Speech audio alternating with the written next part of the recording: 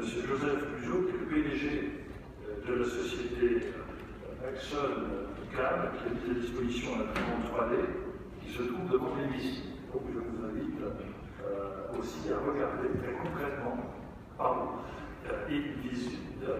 in situ, cette imprimante 3D. Madame la rapporteure, peut-être avant de vous donner la parole, je voudrais que l'on donne la parole à M. Philippe le DG.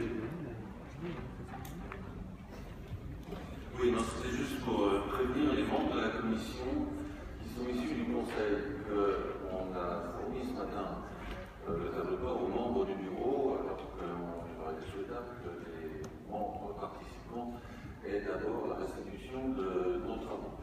Vous savez qu'on a un calendrier très tendu, donc on a informé le bureau ce matin, vous aurez dès demain le calendrier définitif qui nécessitait encore un peu d'ajustement avec son stratégie. Voilà, désolé pour le relâche de temps. Oui, merci. Effectivement, j'aurais dû être les télescopages de calendrier ont fait que le principe de précaution avait été présenté par M. Philippe Guéjot ce matin. Et je rends hommage quand même à la volonté de transparence et de co-construction responsabilisante permettant à chacun de réfléchir à ce qui doit être au cœur de notre stratégie, puisque ces indicateurs ensuite pourront figurer dans le rapport sur l'état de la France et nous permettront d'avoir des indicateurs de comparaison qui nous paraissent aujourd'hui extrêmement importants. C'est un enjeu stratégique, me semble-t-il, pour le Conseil économique, social et environnemental, associé à une France stratégique. D'autant plus que c'est un travail qui n'est pas si évident que ça. J'invite aussi au sein des groupes à faire en sorte que chacun, quand il voit un rapport d'indicateur, a la volonté de dire moi j'en ai un autre. Et de bien vouloir intégrer qu'il s'agit d'un travail de co-construction, donc d'arbitrage, donc de compromis.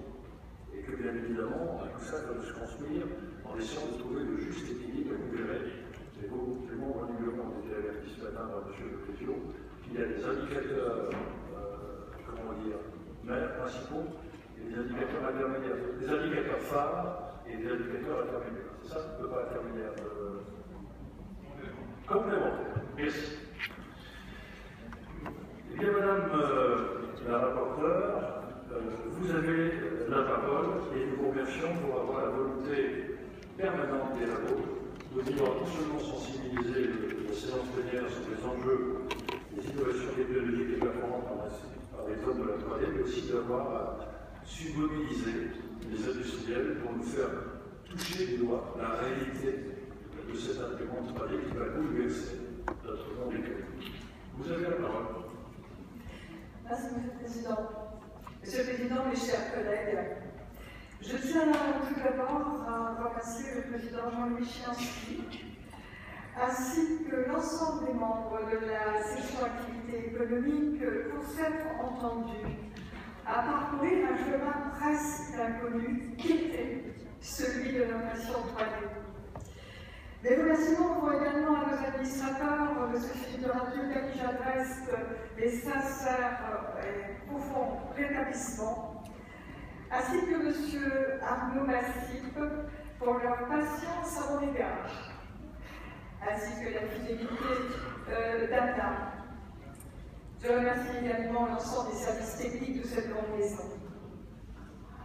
Merci aussi à tous les amis du Nord-Pas-de-Calais, essentiellement de Grand-Lille, qui ont fait le parcours ce matin pour venir participer à cette séance plénière. Je les remercie aussi avec beaucoup d'amour à mon époux et puis ma petite belle-fille. Voilà. Sous l'impact d'innovation, de rupture, notre économie vit actuellement une métamorphose accélérée de l'industrie manufacturière, de son organisation, de ses performances, les usages, le travail, les modèles économiques, l'accès au marché s'en trouve profondément modifié. Notre section a choisi d'analyser cette dynamique et notamment ses conséquences sur notre société tout entière. Pour aller au fond des choses, nous avons décidé ensemble d'étudier l'une de ces technologies, l'impression 3D ou fabrication dite additive. Considérée comme une technologie capable de transformer profondément les modes de production actuels. Elle allie la conception à un modèle 3D dessiné sur ordinateur et employé numériquement à l'imprimante. Celle-ci superpose les fines couches de matière qui constituent l'objet, de la base vers le sommet, le tout solidifié par une source d'énergie. La quantité exacte de matière est utilisée, la forme peut être aussi originale et complexe que voulue. Cette technologie s'oppose totalement aux méthodes soustractives traditionnelles. C'est l'occasion pour moi d'ailleurs de remercier M. Joseph Puzeau, ici présent dans l'hémicycle, président de la société Axoncable, pour avoir mis à notre disposition une imprimante 3D à l'entrée de l'hémicycle, afin d'animer notre curiosité et notre compréhension. Les secteurs industriels de la santé, de l'aéronautique, de l'automobile, du bâtiment ou encore de l'énergie se sont emparés de ce nouveau mode de production, innovent et travaillent à la performance au service de la compétitivité de notre économie. À ce titre, je vous propose la projection d'un film comme entrée en matière.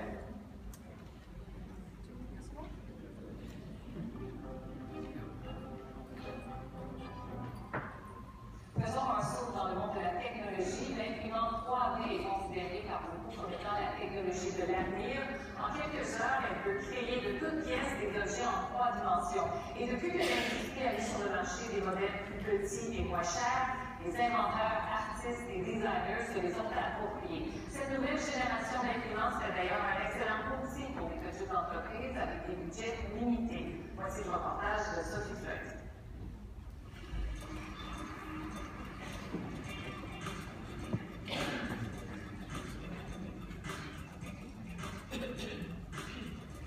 Factory is a design studio that specializes in the creative applications of 3D printing.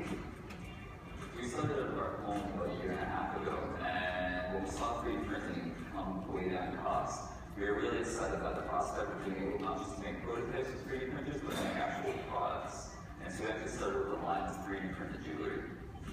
Du design à la production, les deux artistes créent des bijoux originaux, faits principalement en métal ou en PLA, un plastique dérivé du maïs. Mais leurs bijoux sont avant tout des pièces uniques, fabriquées une par impression 3D. Matt and I both went to architecture school, and thereafter we worked in architecture for 3 years. So we had access to 3D printers to make architectural models, and when we were practicing as well. But at that time, it was very, very expensive. So not a lot of people had access to it or really used it. En effet, les imprimantes 3D ne sont pas nouvelles. Elles existent depuis plus de 30 ans dans les laboratoires et usines d'industries telles que l'automobile et l'aéronautique. La machine leur permet de mettre au point le design de pièces spécifiques.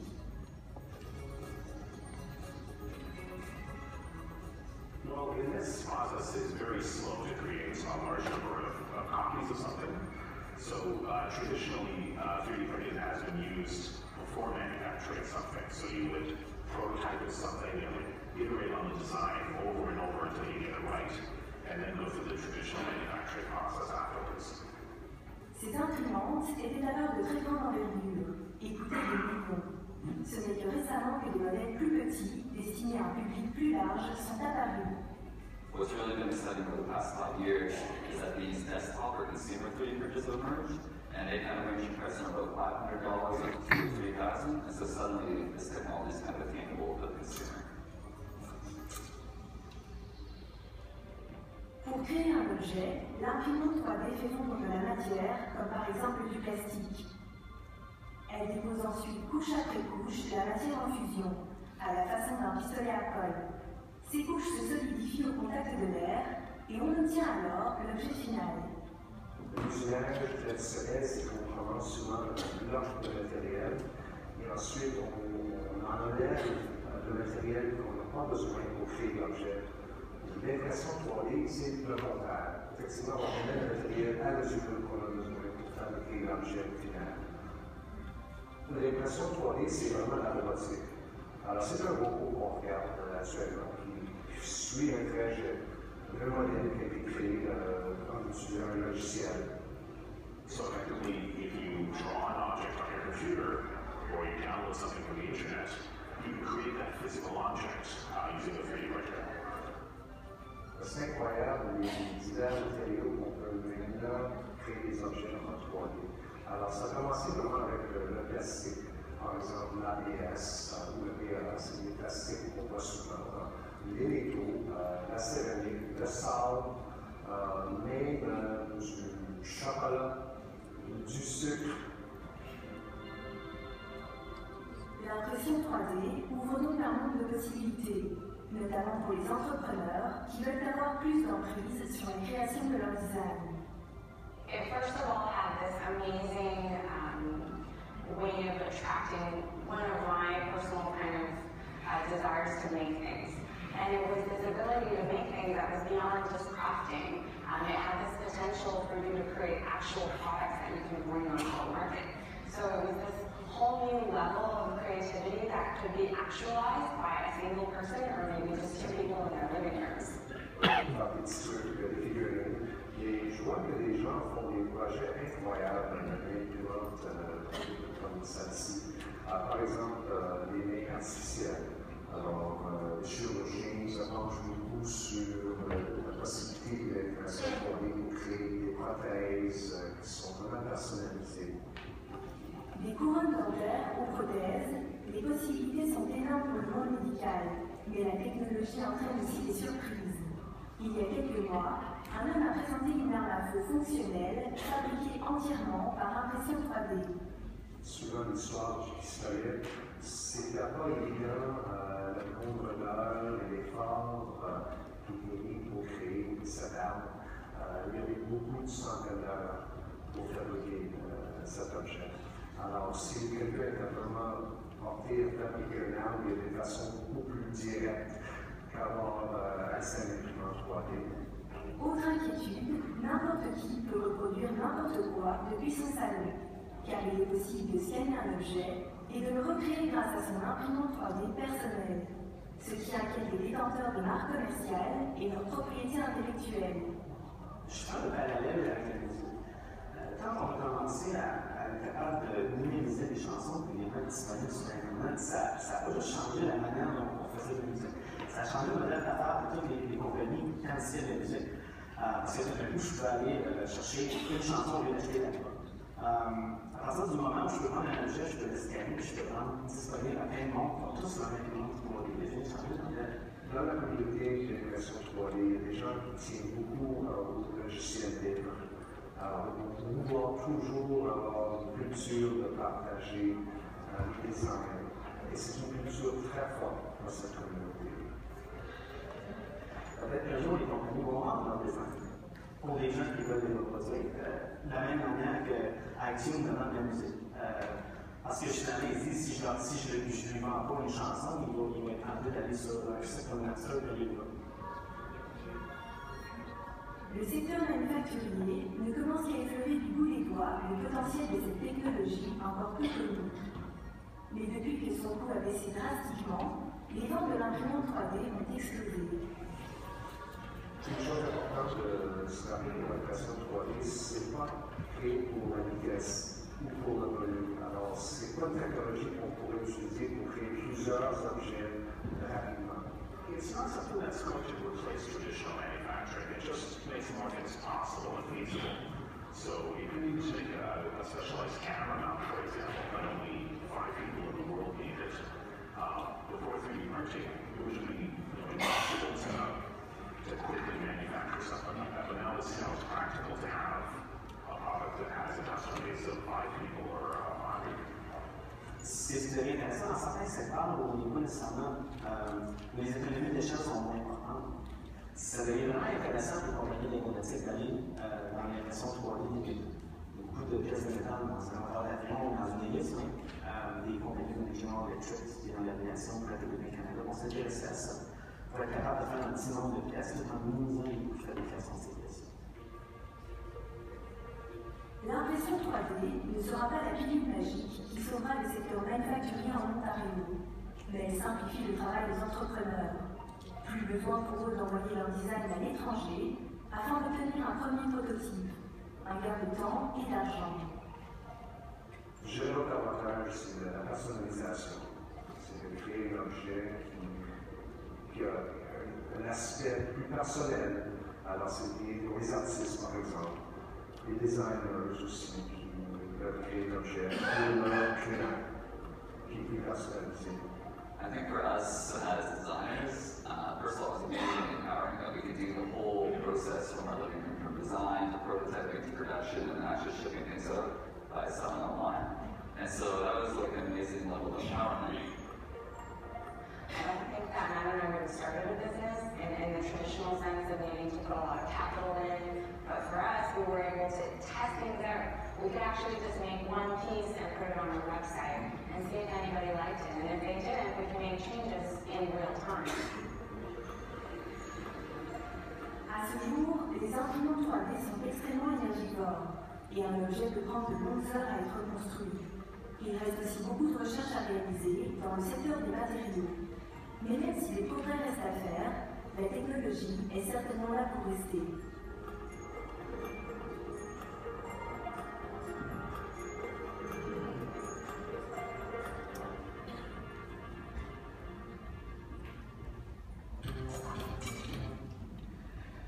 Ce nouveau mode de production est aujourd'hui l'enjeu d'une bataille industrielle et concurrentielle mondiale entre les géants américains, chinois et l'Allemagne pour ce qui concerne l'Europe. La France, grâce à l'excellence et la créativité de ses chercheurs, de ses ingénieurs, de ses industriels, fut à l'origine de l'invention il y a de cela 30 ans.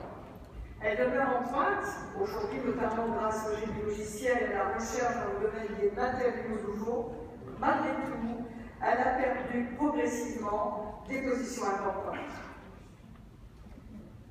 Le défi crucial que nous devons affronter est celui de l'intégration de notre système productif et des hommes et des femmes qui l'inventent au quotidien dans la chaîne de valeur mondiale de l'innovation.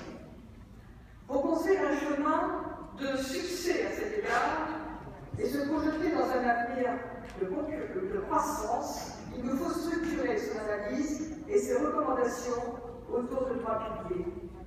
Une vision des 3 enjeux clés, des moyens responsables et une dynamique renouvelée de développement local.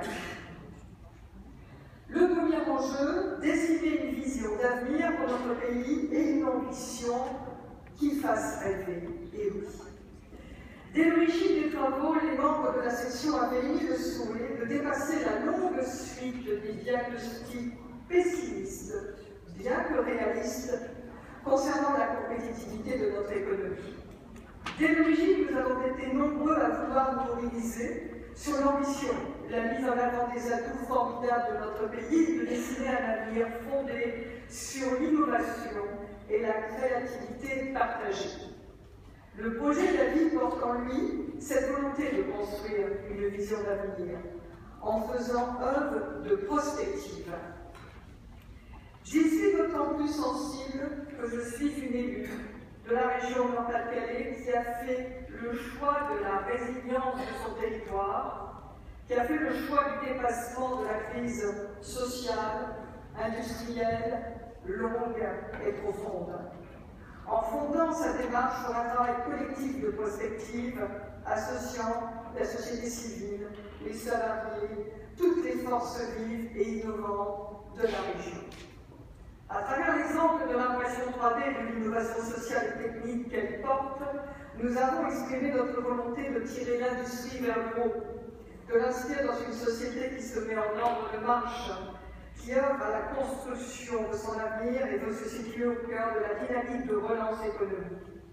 À ce jour, l'impression 3D n'a pas encore bouleversé le quotidien des consommateurs, mais elle intègre déjà, et de plus en plus, les sites de production industrielle en France et dans le monde.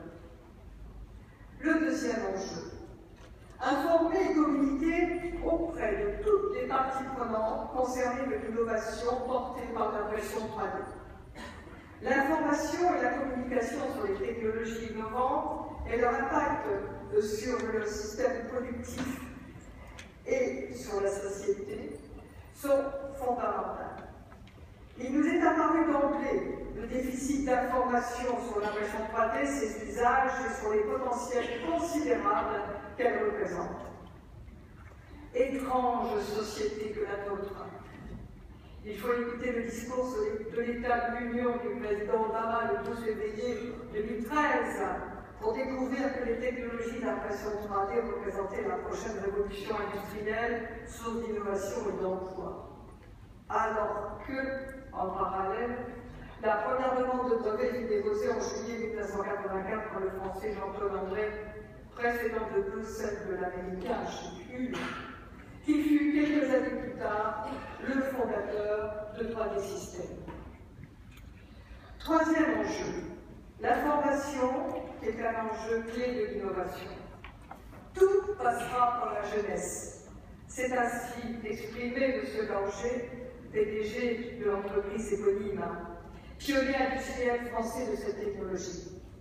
Cet enjeu est d'autant plus crucial qu'il interpelle plus largement le mouvement long de désaffection de notre société et de ses jeunes générations à l'égard des sciences et ses métiers. Notre Assemblée est un porte-parole efficace de la société civile à ce sujet. Dans le sillage, nous considérons que l'impression 3D représente une technologie incontournable de l'ère numérique, dont l'urgence d'une forte mobilisation de l'appareil de formation tant dans sa plus grande diversité, depuis l'école primaire, le collège, le lycée, les universités, les écoles d'ingénieurs, les centres de formation pour apprentis, jusqu'aux organismes de formation continue et permanente. Il s'agit tout à la fois d'enseigner, à partir de cet exemple, la culture de l'innovation et du risque, et de former aux spécialités et aux savoirs liés à la technologie de l'impression 3D afin d'anticiper, en termes de compétences, le besoin des entreprises industrielles et de services dans ce domaine. Cela se vaut également pour la robotique, les nanotechnologies, les objets connectés et bien d'autres. Les emplois d'avenir sont là. Se donner ensuite les moyens responsables. La réflexion sur le développement innovant de l'impression 3D nous a permis de mettre en perspective les leviers essentiels d'un écosystème national plus efficace. Le CESE appelle de ce fait à l'organisation d'une stratégie de renforcement de moyens responsables à l'échelle européenne, nationale et locale, basée sur la recherche et le développement, le financement, la normalisation et la sécurité.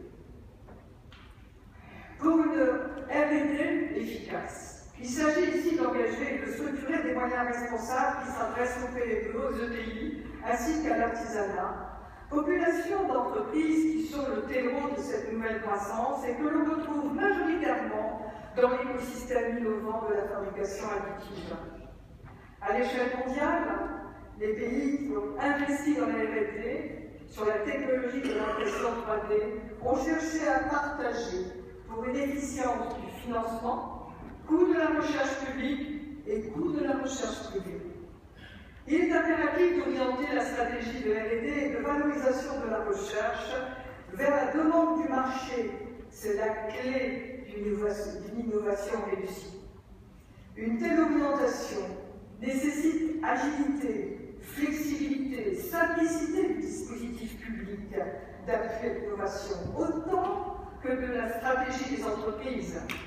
Aussi, la création d'un guichet unique numérique d'appui à l'innovation pour l'entreprise est apparue comme indispensable, afin de renforcer sur tous les territoires les liens entre les acteurs de l'écosystème de l'innovation, la détection des projets et leur accompagnement vers le marché. Nous l'avons placé sous le sceau de l'urgence. Des moyens de financement adaptés aux enjeux de l'industrie. La France dispose d'une organisation rénovée du financement de l'innovation de l'industrie. BPI France apparaît à ce titre aujourd'hui comme une force de frappe, forte de ses capacités de diagnostic, d'études, d'évaluation, d'intervention et d'effets de levier. Toutefois, la question est posée sur l'action de long terme d'investissement et de culture industrielle des financeurs. Ainsi, le CESE appelle-t-il très clairement les investisseurs à la mobilisation de l'épargne longue vers les PME et les PMI innovantes, ainsi qu'au développement d'une culture industrielle du financement de nos banques. Plus innovant encore, nous souhaitons inciter les acteurs territoriaux à développer, comme en Auvergne ou comme en région Nord-Pas-de-Calais, des fonds locaux de financement de l'innovation. L'ancrage territorial des activités collectives pourrait en sortir renforcé. Notre attention fut également portée sur le dispositif de financement de l'innovation par l'Union européenne. Le résultat est sans appel. Ce dispositif, qui s'adresse en particulier aux PME et aux ETI, nécessite dans sa mise en œuvre une urgente et indispensable simplification afin que sa visibilité soit effective sous peine d'une perte d'avantages concurrentiels au regard de nos concurrents mondiaux. Venons maintenant à la normalisation, qui est un atout majeur.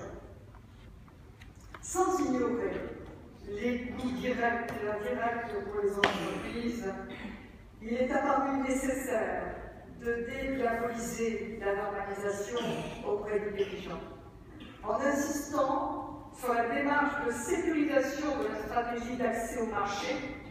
Elle constitue en effet une protection contre les risques et permet un accès au marché facilité. C'est un véritable avantage compétitif. Il nous faut également appeler à la mobilisation des chefs d'entreprise afin qu'ils s'investissent dans les processus européens et internationaux de normalisation et à l'intervention des pouvoirs publics pour qu'ils soutiennent ces participations. La sécurité du consommateur, sécurité économique. Les technologies de rupture telles que celles représentées par l'impression 3D posent nécessairement des questions inédites sur le champ de la propriété intellectuelle et de la sécurité. Il apparaît que les règles juridiques en vigueur à ce jour ne sont pas remises en cause par les innovations numériques, en l'occurrence l'impression 3D. De fait, le rôle de la jurisprudence reste à établir les responsabilités de chacune des parties et à faire progresser le cadre juridique. Sur ce constat, il s'avère indispensable d'organiser une sensibilisation, voire des formations aux risques liés à la mise en œuvre et aux usages de l'impression 3D. Par ailleurs, il nous faut tenir compte de l'impact écologique et de santé occasionné par l'impression 3D en intégrant en amont de la conception de l'objet les critères de durée de vie, de réparation, de recyclage et plus largement de traçabilité normative.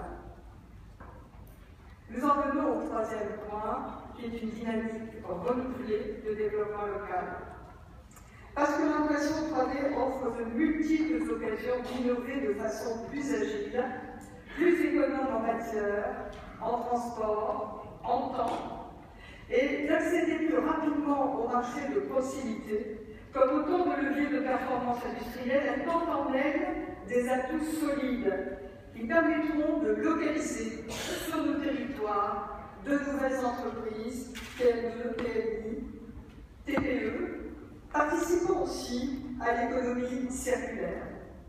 Nous savons que cet ancrage local est essentiel, c'est lui qui garantit un accès plus sûr et plus rapide au plus près de la demande, des marchés de petites séries, très personnalisés et de flexibiliser l'organisation de la chaîne de production. Mais pour aboutir, cette dynamique, riche de son potentiel de croissance et d'emploi, doit être résolument confortée sur le long terme. Cela passe par une clarification de la volonté des pouvoirs publics d'accélérer le développement des 34 plans technologiques de notre politique industrielle. Si le nombre des plans venait à être réduit, il convient de ne pas désarmer l'ambition qu'ils portent depuis leur lancement, et en particulier celle concernant les cycles futurs. Le plan L'usine du futur porte en lui l'avenir de l'impression 3D au cœur des 34 clans qui sont, selon notre section, un formidable levier de valorisation des atouts des entreprises françaises, en particulier dans le secteur du génie logiciel et du développement des nouveaux matériaux. Cet ensemble illustre assurément la stratégie volontariste de la France dont nous avons besoin. Alors, quelle perspective pour la France? Nous sommes conscients aujourd'hui que les plus grandes ruptures sont à venir. Face à ces perspectives d'avenir, la croissance, la création de richesses et d'emplois nouveaux repose sur une diffusion très large d'une culture d'innovation partagée. Le développement passé et présent de la technologie de l'impression 3D l'illustre parfaitement. Elle ouvre la voie vers une société plus collaborative, vers des entreprises plus ouvertes au monde, mais depuis leur territoire. Il me plaît ici de vous rappeler combien notre pays est riche de ses meilleurs atouts pour réussir. Grâce à l'avènement de la révolution des makers, à la création régulière de nouveaux Fab Labs, lieux de fabrication localisés en réseau, grâce à la vitalité de nos start-up plébiscitées pour leur exceptionnelle créativité dans les salons mondiaux de l'industrie du numérique, grâce à nos entreprises leaders de la 3D, notre société tout entière a vocation à s'engager entre autonomie et créativité collective vers de nouveaux modes de travail et nouveaux modes de vie. Les perspectives les plus prometteuses se profilent déjà. Sachons les saisir au profit de la performance globale de notre économie et de rajouter, de grâce, ne ratons pas la marche. Merci de votre attention.